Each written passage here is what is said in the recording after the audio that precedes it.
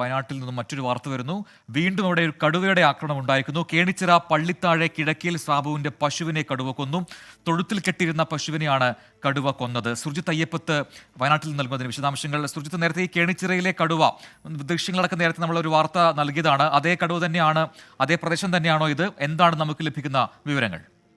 ആ പ്രദേശം തന്നെയാണ് ഗോകുൽ. അവിടെയാണ് കടുവയുടെ ആക്രമണം വീണ്ടും ഉണ്ടായിരിക്കുന്നത്. കേണിച്ചിറ എന്ന് പറയുന്ന പ്രദേശത്താണ് ഇത്തരത്തിൽ കടുവയുടെ ആക്രമണം വീണ്ടും ഉണ്ടായിരിക്കുന്നത് എന്നുള്ളതാണ് വ്യക്തമാകുന്നത്. എന്തായാലും നേരത്തെ കടുവയുടെ ആക്രമണം നടന്ന പ്രദേശത്തിന്റെ ഏതാണ്ട് 500 മീറ്റർ മാത്രം അകലെയാണ് ഈ സംഭവം. കിഴക്കേ സാബുവിന്റെ 2 വയസ്സ് പ്രായമുള്ള തൊഴുത്തിൽ കെട്ടിയിരുന്ന പശുക്കിടാവിനെയാണ് കടുവ ആക്രമിച്ചു കൊന്നിരിക്കുന്നത്.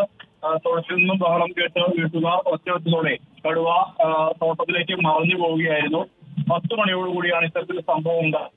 ഉദ്യോഗസ്ഥർ സ്ഥലത്തെത്തിയിട്ടുണ്ട്. നേരത്തെ ഈ മേഖലയിൽ കൂട് വെച്ചിരുന്നു. ഈ കടുവ ഏതാണെന്നുള്ള സ്ഥിരീകരണം ഉണ്ടായിട്ടുണ്ട്.